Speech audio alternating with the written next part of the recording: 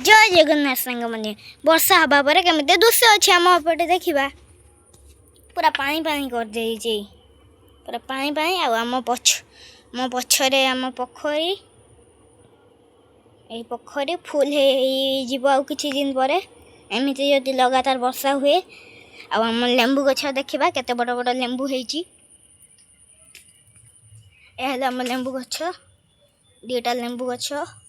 लेंबू देखिए केते बड़ बड़ होती गोटे तुए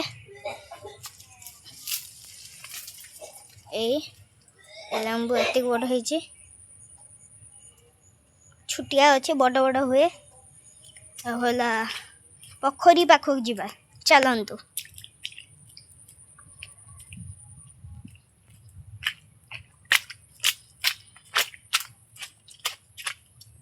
आम पोखरी